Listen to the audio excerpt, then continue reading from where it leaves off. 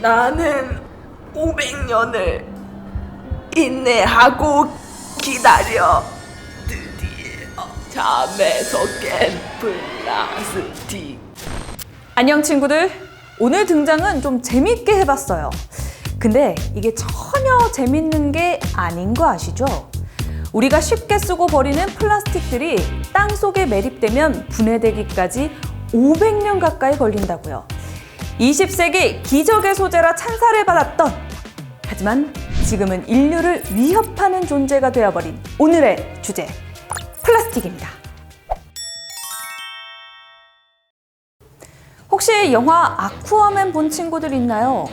아틀란티스의 왕자가 육지를 향해 선전포고하는 그 장면. 거친 해일이 내륙을 덮치며 사람들이 버린 온갖 쓰레기를 다시 육지로 가져다 놓는 그 장면. 그 화면을 꽉 채웠던 온갖 종류의 플라스틱과 비닐들. 저는 그 장면을 보면서 진짜 소름 끼쳤습니다. 우리나라에서 한 해 동안 사용된 비닐봉지는 46만 9,200톤, 페트병은 7만 1,400톤, 플라스틱 컵은 4만 5,900톤에 이릅니다. 이렇게 말씀드리니까 많은 건지 적은 건지 모르시겠죠? 그럼 이렇게 말씀드리면 어떨까요? 우리나라의 1인당 연간 플라스틱 소비량은 98.2kg으로 미국, 일본, 프랑스를 제치고 세계 1위를 차지했습니다. 어떠세요? 이제 감이 좀 오시나요?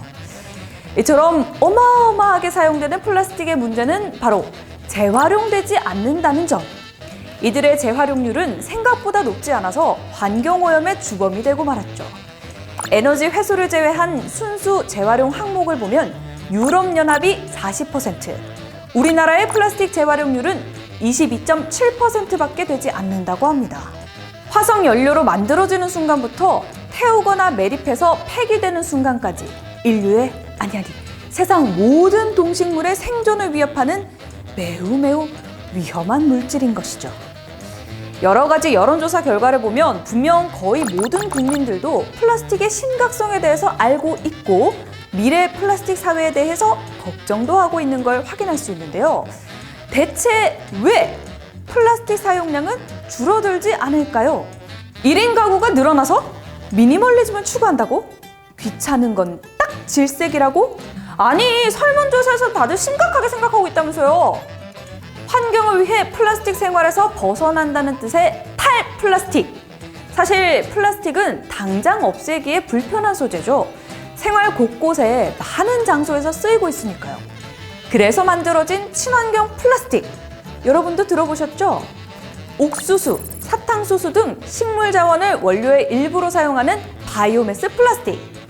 플라스틱 폐기 시 미생물의 작용으로 물과 이산화탄소로 분해되는 생분해성 플라스틱.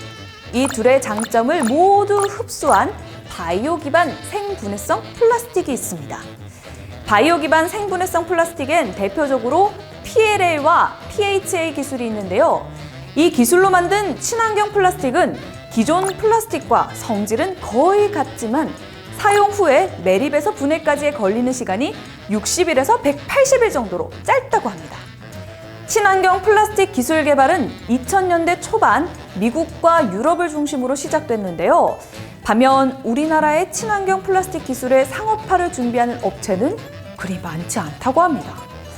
이에 정부는 PLA, PHA 등 친환경 플라스틱 시장에 대한 지원을 확대할 방침이라고 했다는데 이건 뭐 더 지켜봐야 하겠죠? 자, 오늘은 친환경 플라스틱에 대해서 이야기해봤습니다. 최근 모 커피 전문점과 더불어 여러 기업에서 점차 친환경 플라스틱 사용 사례가 늘고 있다는 사실 알고 계신가요? 이 변화는 알쓸 신발의 마지막 회에 다뤄야 했을 만큼 중요한 사실을 시사해주고 있습니다.